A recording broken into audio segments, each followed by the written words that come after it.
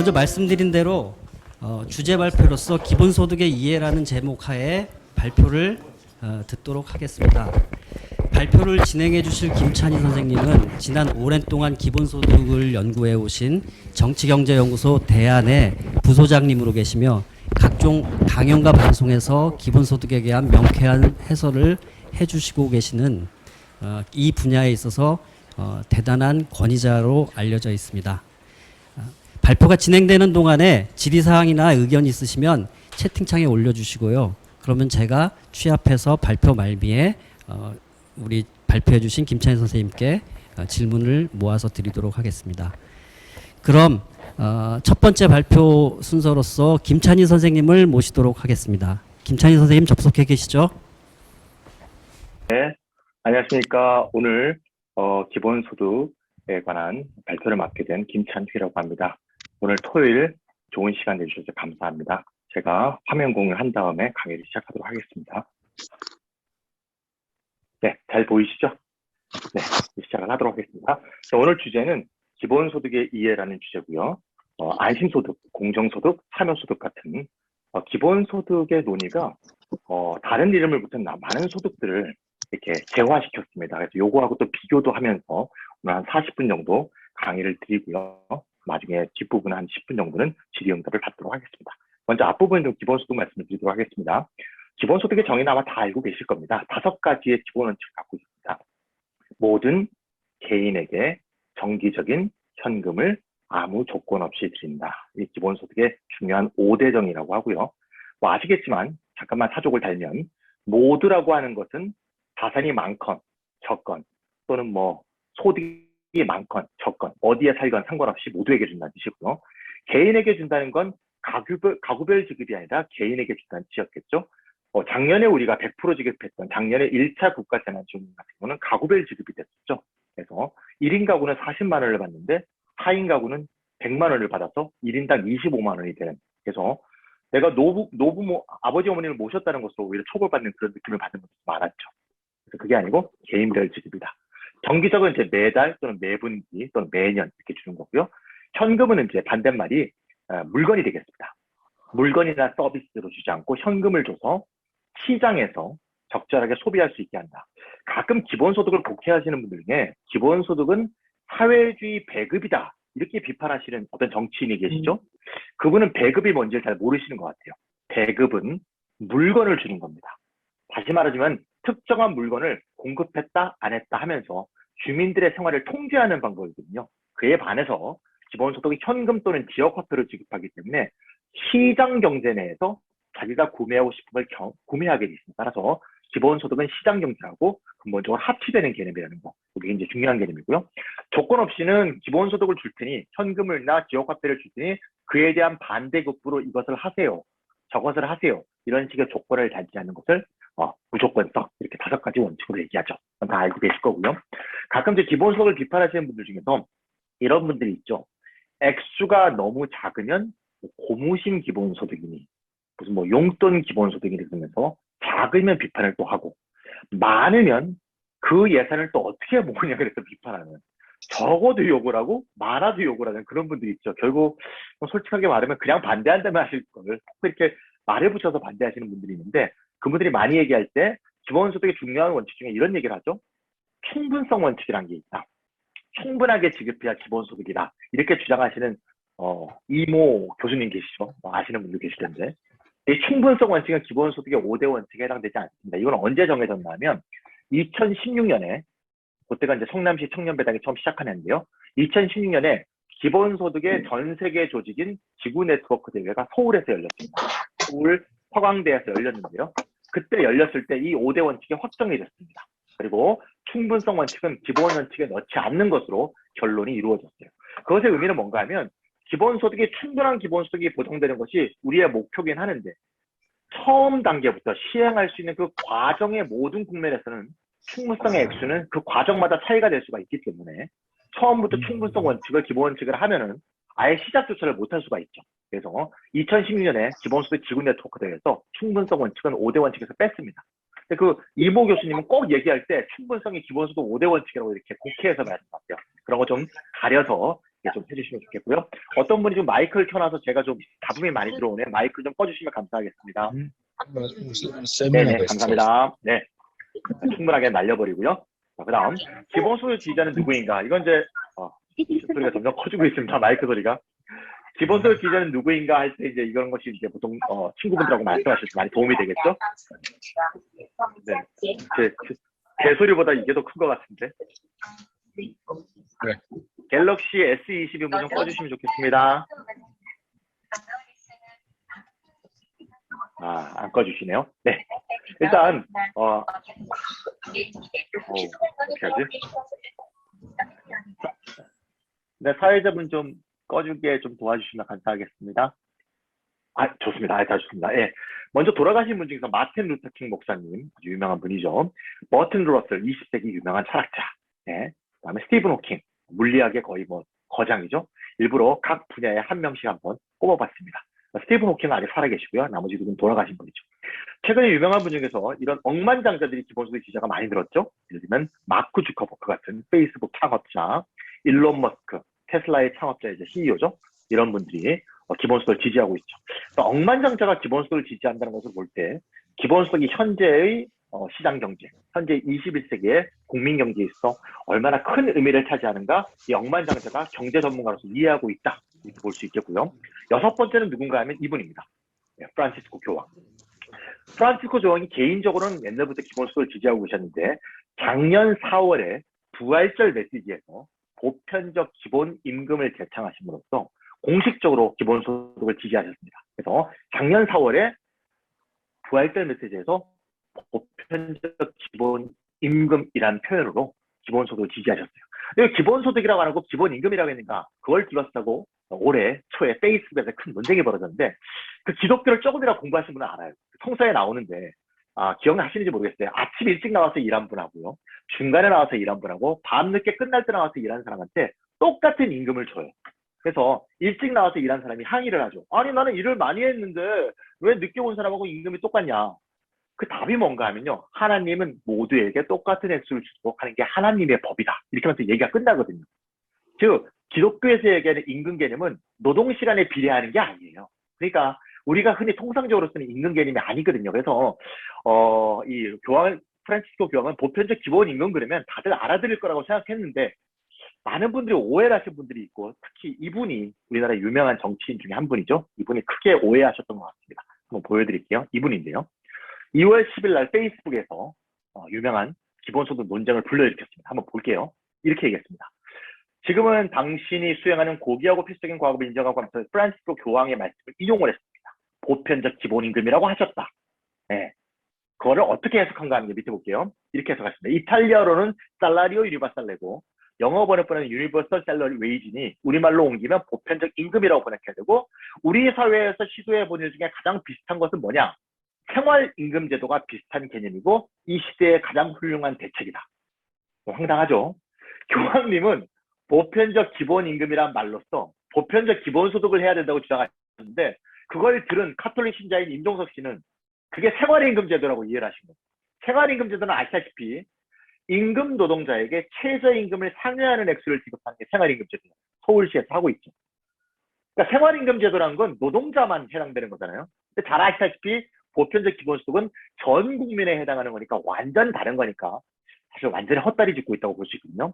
아마 임종석 씨가 이걸 잘못 오해하고 있는지 프란시스코 교황이 아셨는지 모르는지 모르겠는데 이렇게 오해하는 분들이 있으니까 작년 12월에 4월에 이제 부활절 메시지를 한 다음에 작년 12월에 아예 책을 쓰셨어요. 책의 이름은 Let us dream, 꿈을 꿉시다. 더 나은 미래를 위한 길이라는 책을 작년 12월에 썼습니다. 그래서 아예 너무 헷갈리는 사람도 있으니까 이름을 아예 바꿨어요. 뭐라고? 보편적 기본소득이라고 이름을 딱 바꿔서 내가 4월 달에 했던 얘기는 사실 이거였어. 이렇게 이제 해명을 해주신 거죠. 이제 다 논쟁을 종식을 한 겁니다. 그거 뭐라고 했나 한번 보실까요? 소득이 없는 사람들이 하는 일이 사회에서 가치를 인식하는 것이 포스트 코로나 시대의 우리의 생각 중에서 결정적인 부분이다. 시장에서 임금 노동하는 사람들만 사회에 기여하는 게 아니다. 집에서 애를 기르고 돌봄 노동하고 공동체에서 봉사하는 모든 인간들이 사회에 기여를 하고 있기 때문에 모두 소득의 권리가 있다. 이런 말씀 하신 거죠. 방법은 뭐라고요? 밑에 세 줄 볼까요? 세금 제도를 활용하여 모든 시민에게 동일한 액수를 무조건 지급하는 것이다. 교황님이 기본소득 잘 알고 계시죠? 이게 12월에 책이 나왔는데 2개월 뒤인 2021년 2월에 페이스북에서 이 황당한 논쟁이 벌어진 거 보면서 제가 참 씁쓸한 웃음을 지었던 적이 있습니다. 근데 어쨌건 교황님이 보편적 기본소득을 주장하고 나서는요, 요새 카톨릭 신자들하고 기본소득 얘기가 굉장히 편해졌어요. 막 이렇게 반대하시면, 아유, 교황님도 지지하시는데도 관심 좀 가져주세요. 이렇게 하면, 교황님이 지지하셨어요? 이렇게 해서 얘기하기가 굉장히 푸근해졌다. 그런 제가 한번 아이디어를 드리도록 하겠습니다. 자, 이제 기본소득의 필요성으로 넘어가겠습니다. 기본소득의 필요성은 다 얘기할 시간이 없으니까 제가 그냥 정리를 해왔습니다. 1번부터 7번까지 한번 같이 볼까요? 1번은 세습 자본주의 시대. 원래 자본주의란 건 열심히 일하는 사람이 잘 살아야 제대로 된 자본주의죠. 근데 그게 아니라 부모나 할아버지 할머니를 잘 만나서 세습된 돈이 많으면 계속 세습해서 잘 사는, 그래서 이거를 이제 피케티 같은 분이 세습 자본주의다 이렇게 많이 말하죠. 이 시대에서 소득 불평등을 완화할 수 있는 거의 유일한 방법이 기본소득이 되겠고요. 두 번째는 이제 플랫폼 중심 경제, 뭐 네이버나 구글이나 뭐 페이스북 이런 게 다 플랫폼 경제죠. 플랫폼 경제는 쉽게 아시다시피 노동자를 많이 고용하지 않죠. 그래서 원래 기업이 돈을 벌면 임금으로도 나가고 배당으로도 나가고 또 사내 유보도 하고 이렇게 돼야 되는 건데 임금으로 별로 이게 빠지지가 않는 거죠. 회사의 수익이. 그래서 분배 시스템 자체가 고장나 있습니다. 이 문제를 해결하기 위해서는 임금만 올려서는 안 된다. 임금 생활자가 점점 줄어드니까요. 이게 점점 가다 보면 4번으로 가겠죠. 임금 생활자가 없어지는 4차 산업혁명 시대로 가고 있는 상황이고 현재는 2번이 좀 되고 있고요. 3번은 설명 안 드려도 될 것 같고요. 5번, 6번, 7번도 아마 많이 들으신 것 같습니다. 이 중에서 많은 논쟁이 벌어지는 것 중에서 소득 불평등 완화에 대한 얘기만 제가 좀 초점을 맞춰서 한 5분 말씀드리려고 합니다. 1번 한번 볼게요. 자, 한국 상위 10% 소득을 보여주는 이 도표입니다. 제가 만든 표가 아니고요. IMF가 2016년에 발표한 건데요. 2016년의 자료입니다. 2013년에 한국이 상위 10%의 소득이 18년 전 29%에서 45%가 됐습니다. 상위 10%가 우리나라 국민 소득의 절반을 가져간다 그런 얘기죠. 맨 밑에 보시면 2017년 노동연구원 자료가 있는데 2017년 노동연구원 총리실 산하조직이죠. 50.6%를 돌파했다는 통계도 있습니다. 그러니까 어쨌건 한 반 정도를 가져가는 거니까 우리나라 소득 불평등이 굉장히 지난 18년 동안 극심해졌고, 제가 굳이 2013년 자료를 말하는 이유는 옆에 싱가포르, 일본 보이시죠? 네, 우리나라가 2013년에 아시아 소득 불평등 1위에 등극했고 계속 9년째 1위를 달리고 있습니다. 그래서 지금 우리나라의 소득 불평등이 거의 미국에 준하는 수준이 되었다는 심각성을 말할 수 있고요. 제가 지난달에 하남 도서관에서 이 얘기를 하니까 어떤 나이 지긋하신 어르신께서 막 저한테 삿다지라고 화를 내고 나가셨어요. 뭐라 그러셨나 하면, 아니 부자는 말이야 열심히 일했으니까 부자가 됐지, 이뭐 쓸데없이 말이야 부자를 그냥 뺏으려고 그러고 이러면서 막 화를 내고 가시더라고. 열심히 일해서 상위 10%가 45% 소득을 갖게 됐다면 이건 인정해야죠. 100% 인정해야죠. 그래서 상위 10% 소득이 이렇게 많이 늘어나게 된 원인이 뭔가, 이거를 통계적으로 정확히 알고 있는 게 매우 중요하다는 생각이 듭니다. 기본소득을 이해할 때 있어서 제가 2019년 한국노동연구원이 발표했던 자료를 한번 제가 보여드립니다. 최근에는 유튜브에 워낙 가짜뉴스가 많았어요. 주장만 해갖고는 설득을 하기가 어려워요. 왜? 너무 가짜뉴스를 많이 얘기하니까. 그래서 충분한 근거와 통계를 가지고, 우리나라 국세청 자료는 일반 민간인들한테 공개하지 않습니다. 저도 이런 연구를 하는 사람인데도 저한테 공개하지 않아요. 그래서 노동연구원이 발표한 이 자료는 잘 공개된, 노동연구원은 본 거죠. 이 자료를 갖고 만든 겁니다. 한번 같이 보세요. 잘 보시면 그래프가 3개가 보이시죠? 맨 위에 그래프는 삼각형 흰색입니다. 보이시죠? 이게 상위 1%에서 5%까지예요. 상위 10% 안에서도 1에서 5%. 두 번째 거는 동그라미 흰색입니다. 동그라미 흰색은 상위 10% 중에서 제일 못 사는 사람들. 네, 상위 5%에서 10% 사이가 동그라미 흰색이에요. 맨 밑에가 까만색 흰색입니다. 까만색 동그라미죠? 보이시죠? 이게 제일 잘 사는 사람. 상위 1%. 우리나라 50만 명. 상위 50만 명의 소득 분포 비율입니다. 잘 보세요. 97년에 IMF 위기가 왔죠? 97년부터 2007년 사이 10년을 보세요. 보고 계시죠? 97년부터 IMF 위기 이후 10년 동안은 이 1%, 1에서 5%, 5에서 10%가 모두 급속도로 소득 비율이 증가했습니다. 보이시죠? 쫙 올라가지 않습니까? 예. 이때 이분들만 제일 열심히 일한 건 아니겠죠, 벌써. 2007년부터 한번 볼게요. 2007년이 중요한데요. 위에 두 개 그래프는요, 기울기가 둔화됐죠. 올라가긴 올라가는데, 천천히 올라가고 있어요. 그런데 상위 1%, 까만색 동그라미는 여전히 급속도로 증가하고 있습니다. 아하. 이 2007년부터 17년 사이에 이 상위 1%의 소득 증가가 최근의 소득 증가, 40, 10%의 소득 증가를 주도하고 있다. 이해가시죠? 여기서 이 최근 10년 동안 이 까만색 동그라미의 소득 증가는 과연 무엇에 의한 것인가? 이게 궁금해지는 것이죠. 볼까요? 이제는 상위 1%로 바꿨습니다. 상위 1%만 한번 보자 이거예요. 역시 같은 자료인데요. 14년부터 12년부터 17년을 잘 보죠. 12년부터 17년 사이 중에서 유독 급속도로 올라가고 있는 게 보이시죠? 보이십니까? 동그라미 흰색입니다. 뭐라고 돼 있어요? 상위 0.1%의 무슨 소득? 금융소득. 예. 금융소득은 잘 아시겠지만 배당과 이자를 말합니다. 배당 받은 것과 이자 받은 것 또는 뭐 양도 차일 수 있겠죠. 금융자산 양도 차일 수 있겠죠. 아하, 아까 저한테 삿대질하면서 나가셨던 그 어르신은 뭐라고 삿대질했다고요? 야, 열심히 일해갖고 돈을 번 건데 왜 그걸 갖고 뭐라 그래? 아, 물론 투자하시느라고 고생하긴 했죠.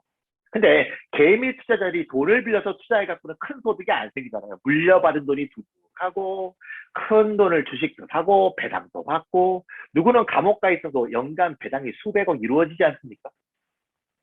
대표적인 불로소득이죠. 그러니까 이 소득 불평등의 원인이 열심히 일한 거의 결과면 시장의 불평등을 인정해야겠지만 그게 아니라 아까 얘기했던 세습 자본주의에서 큰 목돈을 굴린 것에 의해서 소득 불평등이 발생하기 때문에 이거를 방치하면 나라의 경제뿐만 아니라 국민의 도덕에까지 큰 치명적인 영향을 미칠 거라는 걸 우리가 알 수가 있습니다. 또 하나 자료를 더 보고 나서 세금 얘기를 좀 하겠습니다. 이거는 2017년에 공개된 국세청 1년 전 자료입니다. 상위 1%를 더 줄였어요. 상위 0.1%, 우리나라 5만 명입니다. 상위 0.1%의 평균 액수하고요. 하위 10%, 뭐 여기 들으시는 분 대부분은 두 군데 어디에도 속해 있지 않을 것 같은데 가장 부자인 5만 명과 가장 어려우신 500만 명, 요 사이에서 평균 한번 비교하고 있습니다. 근로소득 한번 보세요. 상위 0.1%도 근로소득이 있겠죠. CEO가 연봉을 받는 게 근로소득 아닙니까? 100억 받는 사람도 있으니까요. CEO 월급은 근로소득입니다. 근로소득 차이가 몇 배가 되나면 950배. 근로소득 차이가 950배인 거를 많다고 봐야 될 거야, 적다고 봐야 될 것이다. 저는 뭐 사람마다 생각은 다를 것 같아요. 저는 뭐 이럴 수도 있다는 생각도 있어요. 좀 많긴 많은데 CEO가 중요한 결정들을 하잖아요. 기업에서. 기업의 중요한 결정은 그 기업의 미래를 결정하기도 하잖아요. 뭐 좋아 넘어갈 수 있는데 문제는 이자소득 한번 보세요. 이자소득은 172만 배고요. 많이 붙었어요. 만. 배당소득은요 1035만 배입니다. 그러니까 근로소득의 차이보다 이자 배당소득의 차이가 훨씬 크다는 겁니다. 더 중요한 건 말이죠. 위아래로 한번 보세요. 위아래로. 상위 0.1% 중에 제일 부자가 아니고 상위 0.1%의 평균입니다. 근로소득 평균이 얼마입니까? 6억이죠. 배당소득은요? 8억이죠. 아, 이미 우리나라의 진짜 부자인 상위 0.1%는 뭐로 살지 않는다? 근로소득으로 사는 게 아니다. 여기 지금 임대소득이니 부동산 소득이 다 빠진 거예요. 근로하고 배당만 비교해도 배당이 근로소득보다 많다. 보이시죠? 가끔 진보적인 사람들 중에 이런 얘기 하시는 분들이 있어. 최고임금제 합시다. 최고임금제는 뭔가 하면 요 6억을 줄이자는 얘기죠. 6억을 한 2억 정도로 줄이자 이 말이에요. 그것도 나쁘진 않죠. 그런데 그럴 때 이 상위 0.1%는 격렬하게 반대하는 척하면서 속으로는 뭐런 생각하나 하면 바보들, 내가 월급으로 사냐? 이렇게 생각하고 있습니다. 최근에 이재용 회장이 가석방되면서 제일 먼저 어디 갔죠? 서초동 사옥으로 갔죠. 근데 원래 특정범죄 가중처벌법 위반으로 구속되면 원래 업무로 복귀할 수 없게 돼 있죠. 근데 업무 복귀한 거에 대해서 법무부 장관이 뭐라 그랬냐면 업무를 복귀했는데 그건 업무 복귀라고 볼 수 없다 그랬어요. 뭐라 그러셨어요? 보수를 받지 않으면 업무 복귀라고 볼 수 없다. 그렇게 말하셨어요. 저는 좀 답답하더라고요. 그분은 월급으로 살지 않아요. 보수를 안 받는 게 아무 상관이 없어요. 왜? 배당이 연간 수백억이거든요. 좀 답답합니다. 그래서 이런 식의 소득 불평등의 현실을 좀 알아야지 기본소득이, 임금을 좀 올린다거나 이런 문제를 해결되지 않는 걸 이해할 수 있습니다. 세금 얘기를 한 3분만 얘기하겠습니다. 조세와 공적 이전 지출의 재분배 기능. 모든 경제학 책에 나와 있는 얘기인데 우리나라의 이상한 태극기 이런 분들은 조세로 재분배 기능을 한다 그러면 막 욕을 해. 예. 아니 시장에서 모두 분배가 이루어졌는데 시장 분배를 왜 다시 정부가 개입해서 왜 재분배를 하는 거야? 이거는 사회주의야! 뭐 이러면서 막 말하 그래요. 참 답답한 건데 경제학 책도 안 읽으셨나 이런 생각이 드는데 그렇게 말해봤자 설득이 안 되니까 역시 이거는 통계를 갖고 말하는 게 좋겠다. 공적 이전 지출이란 것은 아시는 분은 아시겠지만 우리가 아들한테 용돈을 주면 사적 이전 지출입니다. 하지만 국가나 지자체가 국민에게 돈을 주면 공적 이전 지출이라고 합니다. 생계급여라든가 아동수당이나 기본소득이나 다 공적 이전 지출에 해당합니다. 많은 선진국들이 조세 기능을 활용해서 공적 이전 지출을 늘리고 그런 걸 통해서 시장에서 교정되지 않는 이른바 시장 실패라고 하죠. 시장에서 교정되지 않는 불평등 문제를 해소하려고 노력하고 있는 실상을 한번 보겠습니다. 이겁니다. 여러분들 지니계수란 말 아세요? 지니계수는 불평등을 표현하는 숫자로 표현하는 겁니다. 로렌츠 곡선이라는 거 관계가 있는데 쉽게 말해서 지니계수가 1이면 1, 완전 불평등 사회입니다. 지니계수가 0이면 완전 평등 사회입니다. 그러니까 지구상에 0과 1인 나라는 어디에도 없죠. 모든 나라는 지니계수가 0과 1 사이에 있게 마련이고요. 0에 가까울수록 더 좋은 사회입니다. 1에 가까울수록 불평등 사회죠. 제가 거기 before와 after라고 써놨는데 한번 같이 볼게요. before, after 뒤에 영어로 뭐라고 써 있습니까? taxes and transfer라고 돼 있죠. tax는 세금이고 transfer는 좀 전에 말씀드렸던 공적 이전 지출입니다. 정부가 세금을 걷어서 지자체가 세금을 걷어서 국민한테 공적 이전 지출을 하기 전과 before 하고 난 이후에 진위계수를 비교하자 그 말입니다. 한번 표를 잘 보세요. 이 재밌습니다. 제가 OECD 2018년에 36개국이었습니다. 지금은 38개국입니다. 당시 2018년 36개국 중에서 중요한 우리가 관심 있는 나라들 좀 가져왔습니다. 선진국이 위에 좀 있고요. 노르웨이, 스웨덴 같은 복지국가가 있고 폴란드 같은 중진국이 있습니다. 모두 우리보다 진위계수가 높습니다. 그렇죠. 우리나라 진위계수가 제일 낮아요. 이 중에서. 야, 그러니까 시장에서의 기본 분배는 우리가 다른 나라보다 그리 나쁘지는 않은 상황이다. 선진국에 비해서는 그런 말이죠. 왜냐하면 선진국은 우리나라보다 금융소득 불평등이 더 크거든요. 영국 런던 생각해보세요. 독일의 프랑크푸르트 생각해보세요. 거의 금융소득 투성이잖아요. 애프터 보세요. 애프터가 더 놀랐습니다. 0.3, 0.3, 0.3, 0.2, 0.2, 0.2, 0.2, 0.3. 0.5나 0.4에 해당했던 나라들이 전부 조세를 걷어서 공적 이전 지출을 하고 보니 진위계수가 뚝뚝뚝뚝 떨어지죠. 이게 뭐다? 이게 선진국이다. 우리나라 보세요. 고작 0.5밖에 안 떨어졌어요. 조세의 재분배 기능이 망가져 있다. 이렇게 경제학에서 말합니다. 이거를 그래프로 보면 더욱더 현실적인데 그래프 한번 보세요. 제가 이 그래프는 이제 한 달 전부터 얘기하는데 그래프 너무 멋있습니다. 파란색 네모칸 보이시죠? 파란색 네모칸이 빅보예요. 빅보 진위계수. 회색 밑에 있는 회색 동그라미가 애프터예요. 이 간격이 넓으면 넓을수록 조세가 재분배 기능을 충실하게 수행하고 있다. 그 말이죠. 요 두 개가 딱 붙어있는 나라들 보이시죠? 보이십니까?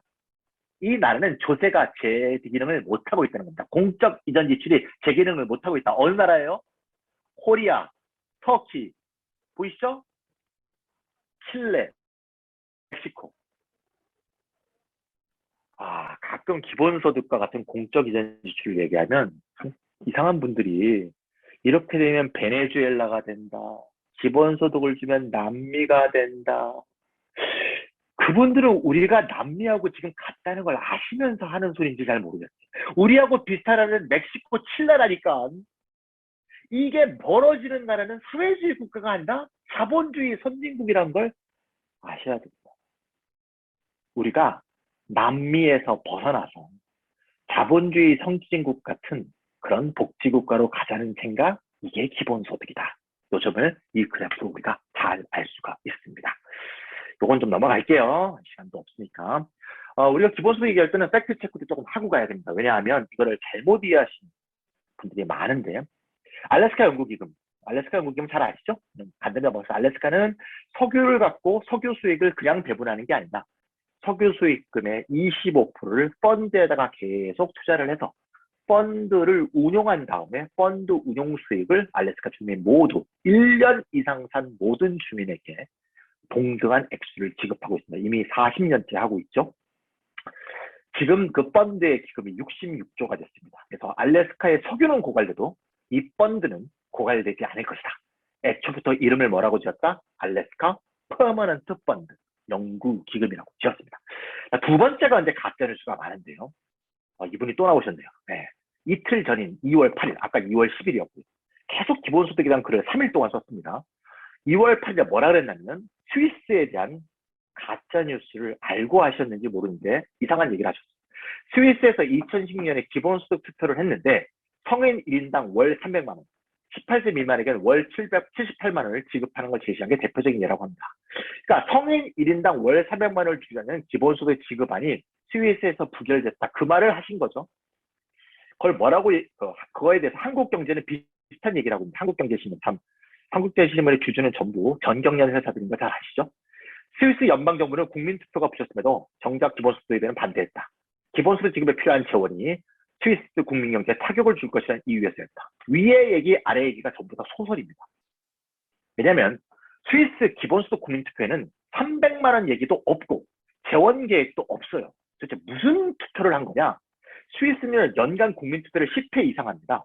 직접 민주주의라니까. 그 해에도 국민투표를 13건을 했어요. 그 13건 중에 하나가 기본소득이었는데요. 그 기본소득에 대한 국민투표의 내용을 했다. 이건 정확히 모르실 거예요. 같이 봐주시면 좋겠어요. 이게 기본투표 내용 전부 독일어를 제가 바꾼 겁니다. 같이 볼게요. 헌법을 다음과 같이 바뀐다. 헌법 110조 A항을 신설하여 이름은 조건 없는 기본소득을 하고 1, 2, 3 볼게요. 1은 연방은 조건 없는 기본소득 도입한다. 노력한다. 2번 어쩌고 3번 보세요. 얼마 한다고요? 금액과 재원 마련은 법률로 정한다. 끝! 여기 300만 원 얘기도 없고요. 재원 얘기도 없어요. 이게 국민투표에 처해졌고 이게 23% 찬성으로 부결된 거거든요. 그럼 여러분들 보세요. 이거 왜 부결됐죠? 네. 헌법에 넣는다 그래서 부결된 거예요. 어떤 정부가 기본소득 정책을 할까 말까를 부결한 게 아니고요. 헌법에 넣겠다니까 이거 좀 생각 좀 해봐야 되잖아요. 헌법은 정부가 바꿔도 쉽게 바꿀 수가 없잖아요. 네. 제가 경기도 기본소득 공론화 올해 말고 작년에 공론화할 때 제가 강사였어요. 쫙 설명하니까 거기 와 있는 무작위로 들어오시던 경기도민들이 이거 참 좋다 그러면서 저한테 질문하시더라고. 내가 기본소득 좋아갖고 어떤 기본소득 하는 정부를 지지해서 그 정부가 들어섰는데 그 정부가 다음 선거에서 져버리면 어떻게 되냐 그랬어. 나한테. 그럼 기본소득 정책은 어떻게 되는 거예요? 나한테 묻더라고요. 제가. 선생님 저한테 묻지 마시고 정부가 바뀌어도 기본소득 정책이 없어지지 않게 하려면 어떻게 해야 됩니까? 제가 물어보니까 그분이 답을 알고 계시더라고요. 헌법에다 쓰면 되겠네? 빙고! 이 헌법에다가 기본소득 넣는 건 어마무시한 투표예요. 어마무시한 투표. 이게 스위스에서 최초의 기본소득 투표입니다. 그래서 당시 스위스 국민들이 기본소득을 지지하는 분들도 헌법에 넣는 것까지는 좀 생각을 해봐야겠다. 다음에 다시 논의하자는 의미에서 부결표를 던진 사람이 굉장히 많았어요. 제가 이거 국민투표를 지휘한 사람을 2018년에 핀란드 가서 만났어요. 그 친구들 신이 났어. 왜 신이 났냐 그랬더니 요 국민투표 하기 전에는 기본소득 지지율이 3%였대요. 국민투표 하자마자 23%가 됐대요. 20%가 2개월 만에 증가했다고 너무너무 좋아하더라고요. 이거는 실패한 국민투표가 아니라 여론화에서 성공한 국민투표라는 걸 기억하시면 되겠고요. 여기 300만 원을 거부해서 스위스의 복지제도가 무너질까봐 기본소득을 반대했다니 노동구역이 감소할 거다 반대하더니 무슨 다 가짜뉴스라는 거 이거 한번 팩트 체크 해드리고요. 핀란드 체크한다면 이제 뒤에 얘기는 공정소득 이런 것도 말씀드리겠습니다. 핀란드는 기본소득 실패한 게 아니고 아주 성공했죠. 결론만 말씀드리면 기본소득이 이거 하기 전에는 많은 경제신문, 매일경제신문과 한국경제신문이 기본소득을 주면 일을 덜 할 거라고 그랬습니다. 기본소득을 하고 났더니 대조근무자 일을 5일 동안 더 했죠. 78, 73 보이시죠? 연간 노동일수가 5일 증가했습니다. 그랬더니 경제신문이 논조가 이렇게 바뀌었죠. 글이 많이 늘지 않아. 이렇게 논조가 바뀌었습니다. 참 비겁하죠. 기본소득 주면 일을 덜 할 거라 그래놓고 결과는 더하는 거로 나오니까 많이 더하지는 않더군. 이런 식으로 비겁하게 논조를 바꿨죠. 더 중요한 건 삶의 만족도인데 삶의 만족도는 6.8에 비해서 7.3으로 크게 상승했다는 것을 볼 수 있고요. 핀란드 기본소득 실험이 성공했음에도 불구하고 관철되지 않은 이유는 이 실험 직후에 정부가 바뀌었습니다. 이 실험을 한 정부는 중앙당 정부라고 과거 농민당 정부인데요. 이 실험 직후에 사회민주당 정부가 선거에 승리해서 유럽의 사회민주당들은 대부분 기본소득에 반대합니다. 네, 유럽 좌파라 그러죠. 유럽 좌파인 사회민주당은 기반이 노조에 기반하고 있기 때문에 노조 중심적인 정책들을 갖고 있어요. 그래서 노동자 중심의 어떤 정책들을 갖고 있고 국민 전체에 대해서 공개되는 그런 정책들은 좀 반대하는 경향도 있습니다. 사회민주당 정부가 되면서 이 결과에 대해서 진지하게 바라보지 않는 그런 결과가 생겼고요. 아직도 핀란드 정부는 사회민주당 정부가 되어 있습니다. 그래서 대부분 가짜뉴스가 이런 거죠. 핀란드에서 2년 동안 실시하다가 재원이 부족해서 중단했습니다. 그게 아니고 실험이 원래 2년 동안 하는 실험이었습니다. 그러니까 실험이 끝나서 끝난 거지 뭐 돈이 없어서 하더라 국민이 지지하지 않아서 안 했다. 이런 것도 다 틀린 뉴스가 되겠습니다. 자, 오늘의 본론 얘기인데요. 이 얘기는 좀 시간이 많이 걸릴 것 같아서 뒤로 한번 넘어가겠습니다. 오세훈 씨 얘기인데 읽어볼게요. 그리고 기본소득에 대한 많은 반론 중에서 가장 많은 반론 중은 왜 똑같이 돈을 액수를 주느냐 이런 반론들이 많습니다. 똑같이 준다고 해서 기본소득에 대해서 비판할 때 이 그림 많이 보셨죠? 보통 기본소득을 비판하는 사람들이 이 그림을 많이 쓰는데요. 이 그림은 생긴 지 굉장히 오래된 그림입니다. 기본소득 비판하려고 생긴 그림도 아니에요. 네, 이퀄러티와 이쿼티를 설명하기 위해서. 이퀄러티는 우리나라 말로 하면 굳이 의역하면 이퀄러티는 기계적 동돈 이렇게 번역할 수 있겠고요. 오른쪽에 이쿼티는 공정 이렇게 번역할 수 있겠죠. 자, 기본소득은 모두가 똑같은 금액을 주니까 왼쪽 거라고 하면서 비판을 하는 거죠. 근데 왼쪽 그림을 잘 보시면 그림 자체가 굉장히 기분 나쁘게 그려져 있죠. 똑같은 높이의 받침대를 세웠더니 세 번째 있는 사람은 여전히 야구를 볼 수 없는 상태니 그림 자체가 매우 불공정한 그림을 일단 그려놓은 겁니다. 근데 요는 뭔가 하면 기본소득은 부자건 중산층이건 서민이건 똑같은 액수의 받침대를 줌으로써 사실상 이쿼티, 공정이 보장되지 않는다고 비난하기 위해서 이 그림을 사용하는 거죠. 그리고 기본소득을 반대하는 사람들은 자기가 주장하는 이론은 오른쪽 거다. 서민에게는 더 두텁게, 중산층에게는 좀 덜 두텁게, 부자한테는 지원을 하지 않으므로 사회의 공정을 이루는 거라고 주장하기 위해서 이 그림을 쓰고 있습니다. 그러니까 항상 기본소득 비판에 이 그림이 사용될 때 기본소득은 항상 왼쪽에 있고요. 다른 거를 주장하시는 분들은 오른쪽이 자기 주장이라고 주장합니다. 그럼 오른쪽에 그동안 지난 1년 동안 3개의 주장이 등장했습니다. 첫 번째는 이분입니다. 고 박원순 시장은 이 그림을 바로 페이스북에 바로 올린 거 그대로 제가 캡처했습니다. 기본소득을 왼쪽에다 틀렸고 전 국민 고용보험을 해야 오른쪽 같은 세상을 만들 수 있다. 이렇게 얘기했습니다. 오늘 전 국민 고용보험을 얘기할 시간이 없으니까 넘어가겠습니다. 두 번째, 임종석 씨가 또 나왔네요. 임종석 씨는 기본소득은 왼쪽이고 오른쪽 같은 생활임금을 도입해야 된다. 역시 기본소득은 틀렸다 할 때 이 얘기가 나왔습니다. 세 번째는 이분입니다.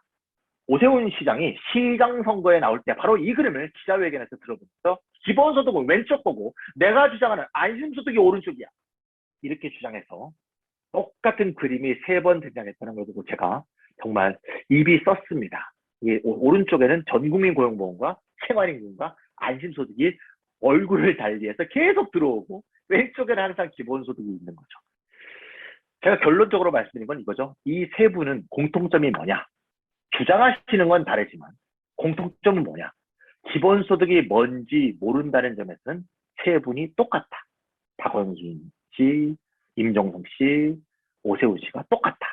네, 기본소득이 받침대가 3개를 똑같이 주는 거라고 생각하는 게 기본소득을 오해하고 있는 것이다.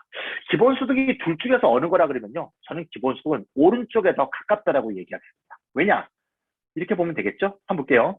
3명을 그려놨으니까 우리나라 5천만 명을 3명으로 단순화시켜서 한번 설명해 볼게요.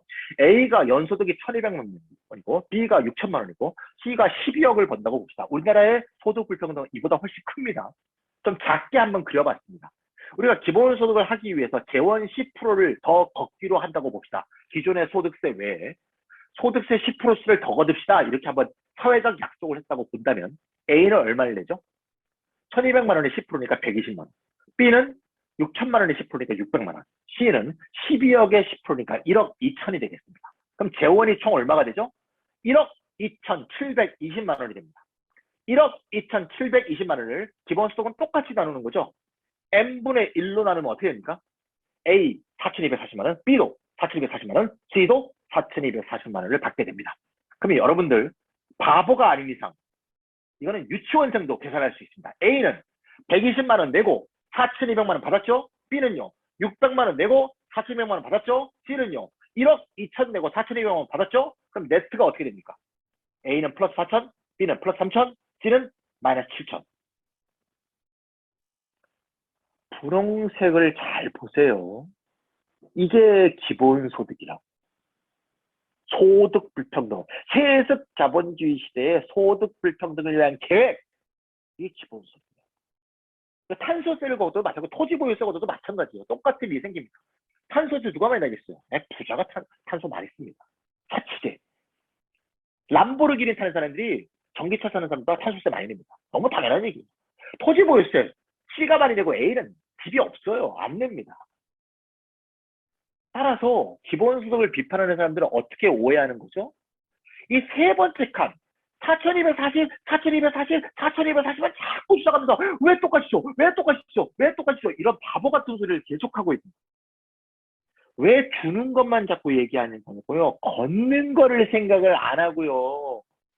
걷는 것과 주는 거를 통일적으로 이해하면 기본소득은 그야말로 아까 그림에서 왼쪽 그림이 아니라 오른쪽 그림과 비슷한처럼 서민을 더 도탁게 지원하는 것이다. 이렇게 이제 얘기하면 마지막으로 뭐라고 항의하는지를 항의합니다. 아까 표를 다시 볼게요. 좋아. 알았고 내는 것과 주는 거를 통일적으로 보면 소득세 분배 이루어진다는 얘기 아니야. 알았어. 아는데 그런 말이야. 이런 사람들이 듣는다. 좋아. 재원을 1억 2,720 걷었잖아.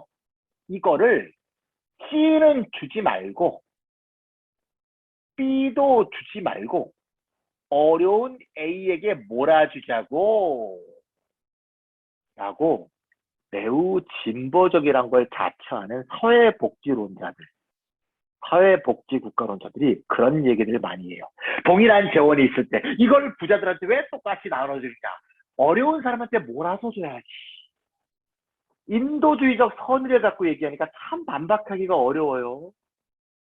그 사람들 말이 참 들어보면 그럴듯하죠.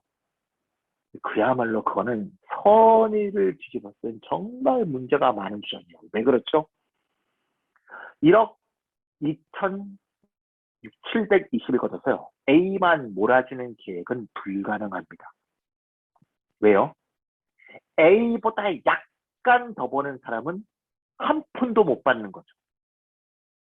그러면 A 중에서 제일 잘 사는 사람하고 B 중에서 제일 못 사는 사람 사이에 극심한 소득 역전 현상이 생길 것이다. 이해가십니까? 난리가 나요. 그런 일은요. 지구상에 절대 발생하지 않아요. 우리나라 가장 어려운 사람이 받는 게 생계급여거든요. 생계급여가요. 월 54만 원이 최대액이에요. 1인 가구. 우리가 마음 같아서는 이렇잖아요. 야 54만 원 갖고 어떻게 해서 한 100만 원 주자고. 그런 일은 절대 일어나지 않아요. 항상 54만 원 하다가 57만 원 하다가 그 다음에 59만 원 하다가 61만 원 하다가 다시 말해서 인플레이션 오른 것만큼 딱 올라요. 왜 그럴까요? 생계급여만 갑자기 100만 원으로 올리면요. 최저임금 생활자가 반란이 일으키죠. 아니 우리는 일했는데 왜 아무 일도 안 하는 사람이 우리보다 돈을 더 받냐? 이게 되죠. 그래서 모두 공정하게 나눠주는 방법 말고는요. 이 재원을 마련할 길도 없고요. 시행할 수 있는 방법도 없습니다. 그러니까 그분들은요. 할 수 없는 일을 갖고 기본소득을 부당하게 비판하고 있습니다. 모두 똑같이 나눠주는 길이 재원을 크게 마련하는 방법입니다. 마지막은 이제 제가 뒷부분에 이제 그러면 이제 공정소득, 안심소득, 참여소득 그런 말씀을 드려야겠는데요. 유니스표 기본소득은 이제 처음에 미래통합당이 생기고 김종인 비대위원장이 생겼을 때 유니스표가 그때 이제 미래통합당 기본소득을 정강정책 1호로 올려놓으면서 유니스표 기본소득이 제일 먼저 나왔습니다. 요새는 쑥 들어갔죠. 내용이 뭔가 하면요. 생계급여, 기초연금, 근로장려금, 자녀장려금 등 가난한 사람들이 주로 받는 것으로 돈을 모아서 중위소득은 우리나라 딱 중간에 사는 사람이죠. 네, 중위소득. 중위소득의 50% 미만, 계산해보면 우리나라 국민 11.8%입니다. 우리나라 국민 11.8%에게 이걸 나눠준다. 이게 유니스표 기본소득입니다. 국민 11%에게 나눠주는 걸 기본소득이라고 이름 붙인 것도 참 남사스럽지만 재원이 더 남사스럽습니다. 가난한 사람 11%한테 나눠주는 돈의 재원이 뭐라고요? 가난한 사람한테 원래 주던 돈을 다시 모아서 가난한 사람한테 이름표를 달리 붙여갖고 다시 나눠준대요. 야, 이건 정말 조삼모사 기본소득이라고 제가 얘기하는데, 자, 국민들을 정말 무시해도 이렇게 무시할 수 있을까 하는 생각이 들어요. 예. 과 후배인데요. 정말 이런 식으로 혹세무민을 하면 안 됩니다. 그래서 54만 원 생계급여를 하는 거를 좀 올려서 88만 원으로 선심 쓰는 척하고 있어요. 근데 뭐라고 해야 되냐면 88만 원을 최대액으로 하고 거기에 미달한 액수는 채워주는 거가 됩니다. 이 유리숙이 경제학의 기본도 모르는 사람이라는 걸 잘 알 수 있는데 한번 보세요. 이 두 개 표만 비교해 볼게요. 88만 원을 최대액으로 정해놓고 모자란 걸 채워준다는 얘기입니다. 그러면 어떤 사람이 근로소득 40만 원을 벌었어요. 그럼 얼마에 채워줍니까? 48만 원을 채워줍니다. 어떤 사람이 좀 더 열심히 일해서 70만 원을 벌었어요. 그럼 얼마 채워주죠? 18만 원을 채워주게 돼 있어요. 그럼 여러분 어떤 거 하시겠어요? 40만 원 벌면 48만 원 채워주고요. 70만 원 벌면 18만 원 채워준대요. 결과는 둘 다 88만 원이야. 뭐 하시겠어요? 왼쪽 하시죠? 왼쪽도 안 할걸요 아마? 근로소득 빵원이라고 하면 얼마 채워줘요? 88만 원 채워주죠. 저는 모든 국민이 더 많이 일을 해야 된다고. 윤희숙 같은 사람이 입만 열만 하는 소리가 뭡니까? 근로소득이 저하된다. 사람들을 일을 안 하게 만든다. 뭐 게으른 배짱이로 만든다. 맨날 그런 얘기 하면서 지가 만든 안은 가능한 일을 안 하는 안이야. 왜? 모자라는 88만 원을 채워주는 안이라니까요. 그러니까 얼마나 거짓말을 진짜 밥 먹듯이 하는가 알 수 있어. 그러니까 모르니까 모르는 사람들은 그런가 비요 그러고 넘어가는. 이건 기본소득도 아니고요. 국민을 아주 우습게 보는 정말 오만방자한 말도 안 되는 얘기다. 그에 반해서 기본소득은 안 그렇죠? 기본소득은 무조건성이기 때문에 40만 원 벌 때 기본소득이 이르면 50만 원이면 이 사람 총소득은 90만 원입니다. 좀 더 열심히 일했어요. 70만 원 벌면 어떻게 돼요? 무조건성이기 때문에 기본소득 액수가 변화가 없어요. 그럼 120만 원. 내가 180만 원 벌었어요. 그럼 어떻게 됩니까? 230만 원. 기본소득은 절대 근로 의욕을 감퇴시키지 않고 내가 40만 원 벌지, 70만 원 벌지, 180만 원 벌지를 그 스스로 결정할 수 있는 여지를 준다. 이 점에서 기본소득은 자유를 위한 제도다. 이렇게 얘기하는 겁니다. 내가 70만 원 벌면서 락그룹 하고 싶으면 락그룹 하는 거야. 근데 그거 갖고 나 못 살겠어. 그러면 알바 뛰면서 180만 원 버는 거죠. 그건 자기가 선택하는 거죠. 두 번째로 먹어볼게요. 안심소득세. 저 서울시 안심소득세를 이제 오세훈 시장이 한다고 하고 있는데요. 안심소득세는요. 아까 좀 전에 얘기했던 윤회숙표보다는 훨씬 좋은 이론입니다. 그거보다는. 정말 그것만큼 한심하진 않아요. 근데 재원이 비슷해요. 생계급여, 주거급여, 재활급여, 근로장려금 아까 봤던 거죠. 가난한 사람한테 주로 주던 돈을 모아서 11조를 일단 맞는데 그리고 주는 사람을 좀 늘렸어요. 아까는 어떻게 줬죠? 윤회숙표 기본소득은요. 중위소득보다 반도 못 버는 사람만 주는 건데요. 이건 좀 더 선심을 썼어. 중위소득에 미달되는 사람은 다 준다. 그러면 우리나라 국민 한 30% 정도가 됩니다. 네. 그래서 미달액을 아까 윤희숙 씨는 다 채운다 그랬잖아요. 근데 오세훈 버전의 안심소득세는 모자란 액수, 4인 가구 기준 6천만 원에서 모자란 액수의 반만 채워주는 거예요.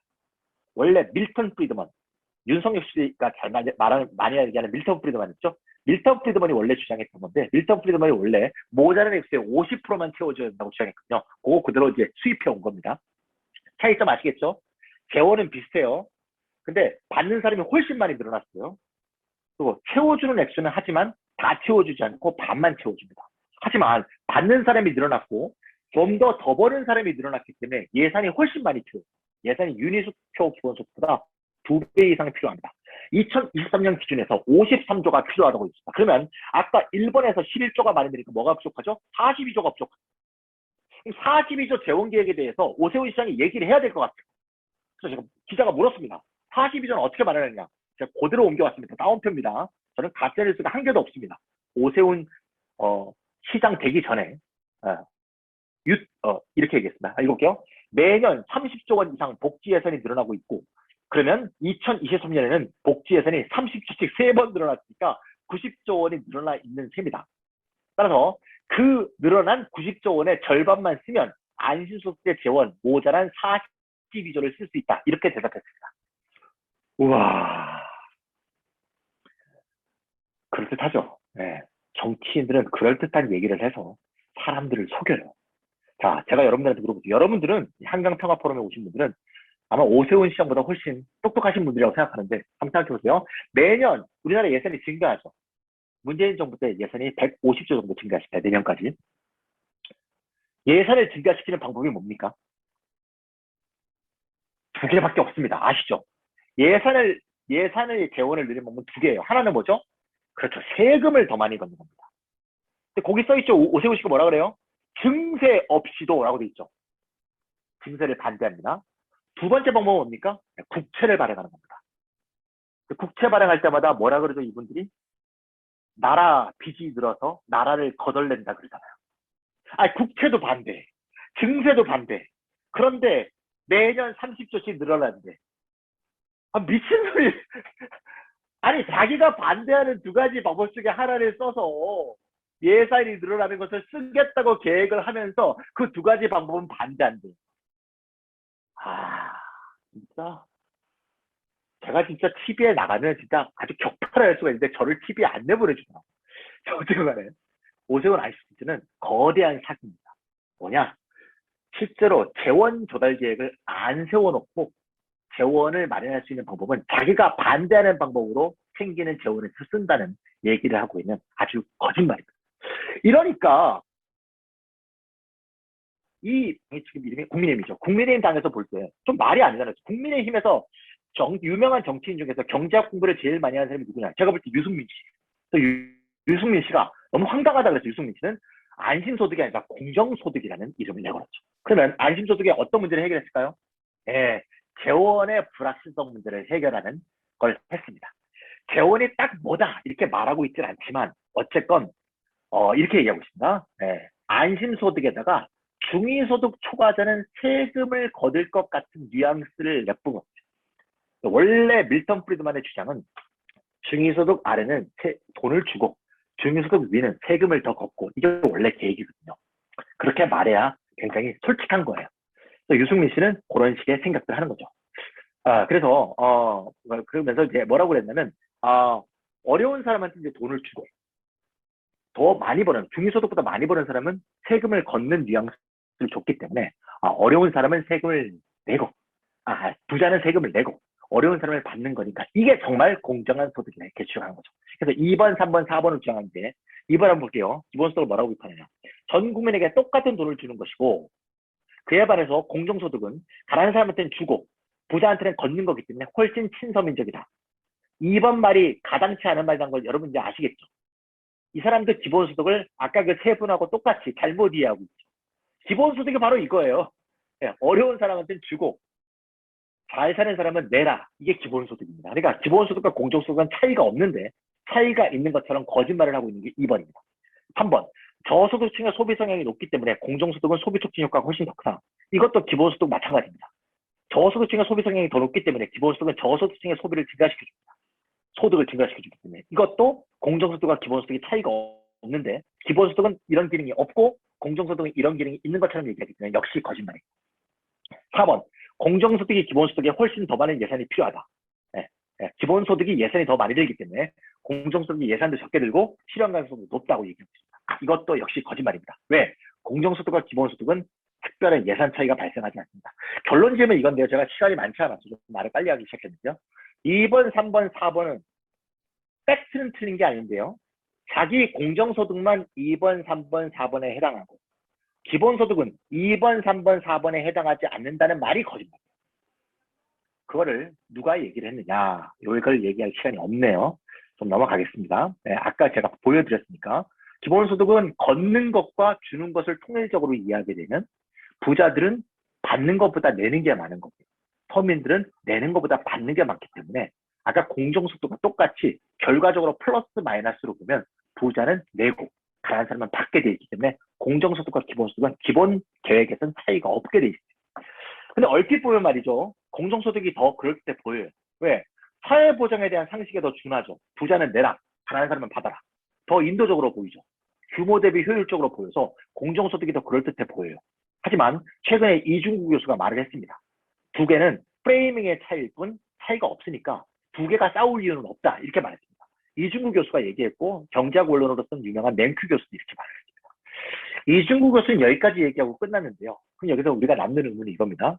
그러면 공정소득은 말을 할 때 부자 내 가난한 사람 줄게 이렇게 하는 거고요. 기본소득은 모두가 함께 부담하고 동일한 액수를 받아갑시다. 어법이 좀 다르죠. 네. 하지만 금전적인 측면에서는 똑같다. 제가 그런 말씀을 드린 거거든요. 그러면 금전적 측면에서 똑같으면 그럼 공정소득을 해도 되느냐? 아닙니다. 이게 아다르고 어다르다는 게 굉장히 중요한데요. 이게 금전적인 측면에서 비슷해 보이더라도 기본소득이 훨씬 우월한 겁니다. 그 얘기를 저는 하죠. 왜 우월한가? 첫 번째는 권리냐 시혜인가에 큰 차이가 있습니다.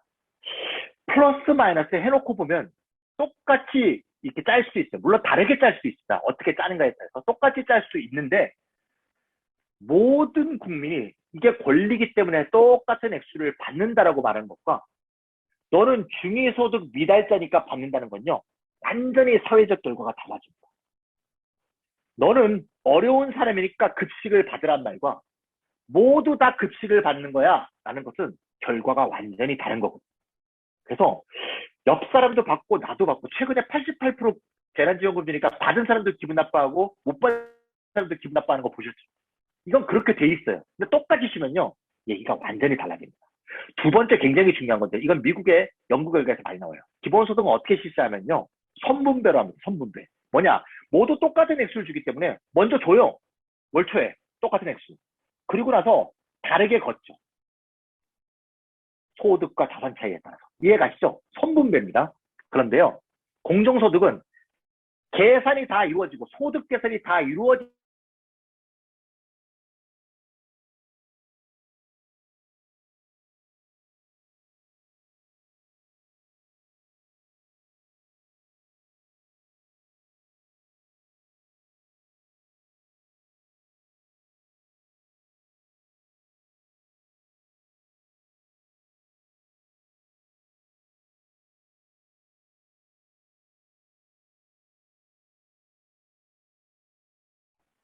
네. 공정소득은요, 재원이 소득세만 재원으로 가는 겁니다. 네, 기본적으로. 왜냐하면, 밀턴 프리드만의 원래, 음해소득세 주장이 개인소득세를 근거로 해요. 그에 반해서 기본소득은 소득세뿐이 아니라 토지보유세, 탄소세 등등의 여러 가지 재원을 할 수 있기 때문에 훨씬 재원도 풍부하고 따라서 재원을 만들기도 훨씬 쉽습니다. 그래서 이란이 좋은 진짜 이유는 보편적 기여와 보편적 권리를 할 수 있는 논리여야 재원 조달이 가능하다. 또 복지규모를 키우고 수혜자를 늘릴 수가 있기 때문에 국민 다수를 지지자로 만들 수 있다. 저는 기본소득에 대해서 이런 말을 많이 쓰는데 모두 능력에 따라서 보편적으로 부담하고 모두 권리에 따라서 보편적으로 지급받는다. 말하고 보니까 멋있죠? 능력에 따라 보편적으로 부담하고 권리에 따라 보편적으로 지급받는다. 이 철학적인 논리가 어려운 사람은 받고 있는 사람은 시혜를 베풀하는 논리보다 훨씬 철학적 윤리적으로 우월한 논리이기 때문에 경제학적으로 자금 계획이 똑같다 하더라도 실제로는 공정소득과 기본소득이 100배는 더 우월한 계획이고요. 사실은 실제로 공정소득은 그러한 논리 구조를 갖고 있군요. 기본소득과 똑같은 안을 짤 수가 없습니다. 그런 안으로 돈을 걷어들일 수가 없기 때문에 미국에서도 NIT, 부의소득세 계획이 실현이 되지 않은 이유거든요. 따라서 그런 측면에서 보신다면 공정소득에 대해서 구별할 수 있을 것 같고요. 제가 질문을 받아야 되는데 거의 강연 시간이 다 끝났네요. 30초만 더 말씀드릴게요.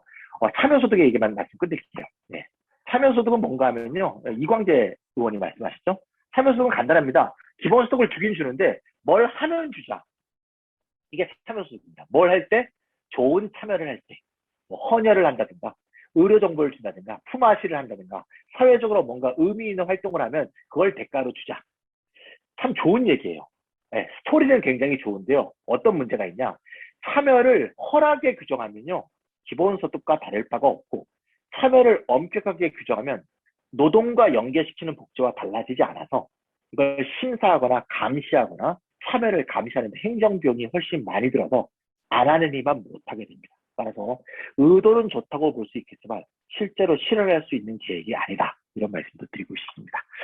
제가 40분 내에 다 하려니까 굉장히 힘들었네요. 어쨌건 중요한 말씀을 드린 것 같습니다. 질문을 받을 시간이 없을 것 같네요. 예, 이 정도로 하겠습니다. 네, 그 발표해 주신 김찬희 선생님께 감사드리고요. 예, 시간이 딱 이제 딱 맞게 채워졌는데 그래도 채팅창에 올라온 질문이 있어서 간단하게 한꺼번에 제가 좀 이렇게 질문 드리고 한 2, 3분 내로 좀 답변을 해 주실 수 있으시면 답변 좀 부탁드리겠습니다. 먼저 채팅창에 올라와 있는 내용 중에 뭐 여전히 이제 누구나 기본소득을 얘기하면 재원과 복지에 대해서 기존 복지와의 관계 그리고 재원에 대해서 두 가지 질문이 올라오는데 이제 첫 번째 질문은 재원 마련 대책은 어떤 건가? 두 번째는 기존 복지는 그럼 어떻게 되는 것인가 하는 질문 이제 두 가지 내용이 하나의 질문에 담겨 있고요. 네. 두 번째 좀 드리고 싶은 질문은 요건 이제 저희가 사전에 좀 취합된 내용인데 기본소득을 이야기하면서 이제 세 가지 관점이 있는 것 같아요. 이야기하는 사람에 따라서는 첫 번째는 이제 복지적인 관점, 그러니까 양극화 해소라든가 하는 복지적 관점이 있고요. 두 번째는 기본소득을 통해서 어떤 소비를 진작하고 국민들의 어떤 그 가처분 소득을 증대하는 관점에서 설명하는 사람들도 있는 것 같아요. 그리고 세 번째는 이것이 어떤 우리 기본권에 대한 문제이다라고 설명하는 관점도 있는 것 같습니다. 그래서 오늘 강연에서 이제 앞에 두 가지는 어느 정도, 그러니까 복지론적 관점에 대한 얘기는 충분히 있었다고 생각하고, 그 다음에 경기 활성화에 대한 부분은 저희가 이제 재난지원금을 통해서 많이 경험하고 있고요. 이제 약간 마지막 이제 기본권적 관점에 대한 설명이 조금 보충이 됐으면 하는 생각이 들어서요. 예. 정리하면 재원과 기존 복지와의 관계, 그 다음에 기본소득이 담고 있는 어떤 기본권적 관점, 여기에 대해서 약간 보충 설명을 해주시면 감사하겠습니다. 예. 네네. 일단 복지제도하고의 관계성을 먼저 말씀드릴 말이죠. 지금 우리나라 복지제도 여러 가지가 있는데, 뭐 공공부조라는 형태로 뭐 기초연금이라든가 또는 생계급여 같은 것들 있고요. 또는 여러 가지 뭐 사회 서비스도 있고요. 그다음에 사회보험이 있죠. 네, 크게 이제 세 가지로 볼 수 있는데요. 사회보험은 이제 사대보험입니다. 사회보험은 완전히 존속되는 거고요. 사회보험은 아시다시피 보험료를 냈다가 내가 낸 보험료를 쫙 쌓아놨다가 나중에 내가 노동 능력을 상실했거나 고령이 됐거나 아프거나 실업이 됐을 때 받는 거 아닙니까? 따라서 사회보험은 계속 그대로 존속될 뿐만 아니라 더 강화되어야 된다. 이런 생각이 들고요. 사회보험은 전혀 건드리지 않습니다. 공공부조도 말이죠. 예를 들면 아까 생계급여가 1인당 1인 가구 최대 54만 6천 원입니다. 근데 54만 원을 예를 들면 하는데 기본소득을 예를 들면 10만 원, 월 10만 원 주면 생계급여 54만 원 깎아버리면 상당하지 않습니까? 그런 일은 있을 수가 없습니다. 복지론에서는 경로 의존성이란 말이 있는데 이미 실시한 복지제도는 참 없애기가 어렵습니다. 그래서 공공부조의 경우도 당장은 없애지 않고요. 아마 생계급여 같은 걸 만약에 해소할 수 있으려면 최소한 기본소득이 생계급여 액수보다 더 많아져야 되는 단계에 올라야지만 그때 이거를 좀 축소한다든가 존폐할 수 있는 것을 사회적인 대화의 영역으로 할 수가 있다. 그러니까 쉽게 말해서 기본소득이 54만 원 이하일 때는요, 생계급여 폐지에 대한 언급을 논의할 이유가 없습니다. 사실. 그러니까 공공부조도 차츰차츰 기본소득 액수가 커짐에 따라서 이 문제가 논의의 대상이 될 것이다. 당장은 없애지 않는다.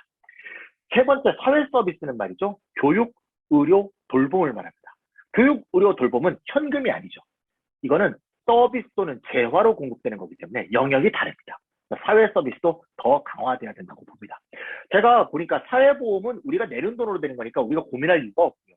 그래서 보험료를 조금씩 올리면 되겠죠. 보험료 올리는 것도 여러 가지 문제가 있습니다만 사회보험을 유지하는 방법은 보험료 올리는 방법은 없습니다. 그렇게 하는 거고요. 사회 서비스도 늘리면서 기본소득을 한다 그러니까 재원이 더 궁금하실 것 같은데요. 사실 우리나라 사람들이 세금을 많이 낸다고 생각하지만 세금이 사실 많지가 않습니다.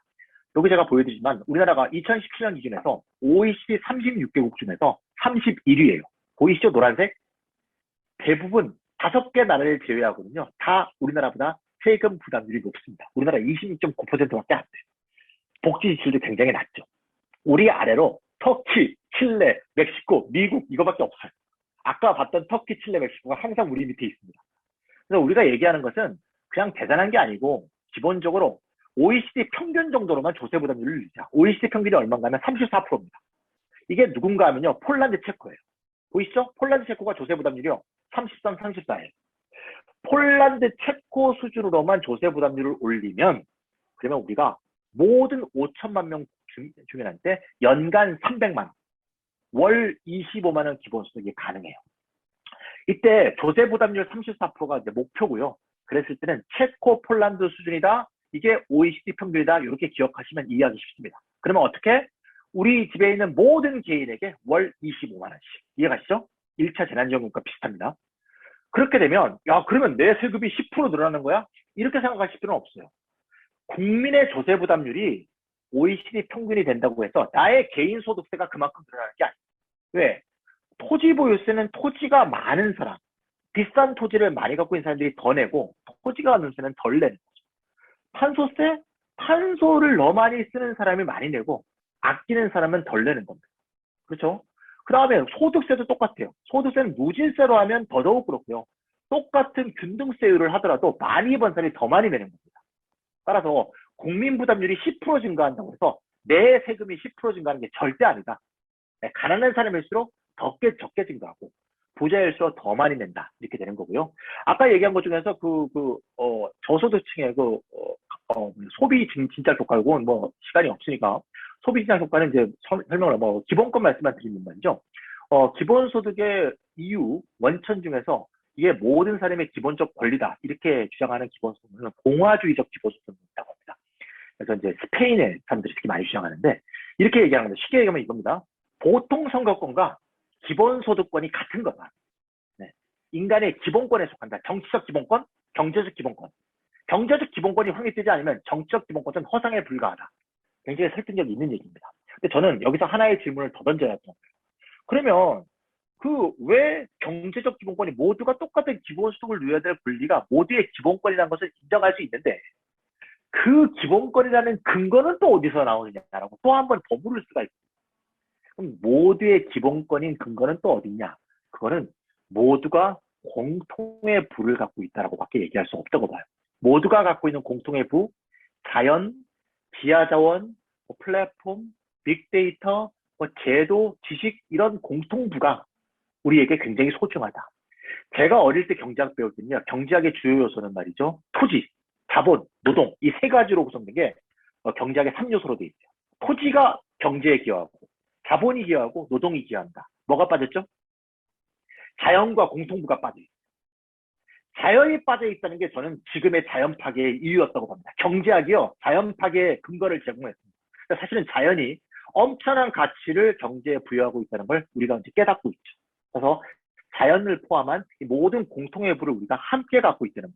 그리고 이건 누구의 소유도 안 되는 것이 우리가 이 공통의 부에서 나온 경제적 성과를 함께 누려야 되는 기본권의 근거가 된다. 이렇게 말씀드릴 수 있다고 봅니다. 감사합니다. 네, 수고해 주신 김찬희 선생님께 정말 감사드립니다. 사실 제가 정말 오늘 안타까운 게요. 제가 김찬희 선생님이 굉장한 팬이거든요. 그래서 오늘 정말 현장에서 강연을 들을 수 있는 절호의 기회였는데 코로나 때문에 정말 아쉬운 것 같습니다. 오늘 수고해 주신 김찬희 선생님께 다시 한번 먼 거리에서나마 박수 한번 부탁드리겠습니다. 감사합니다.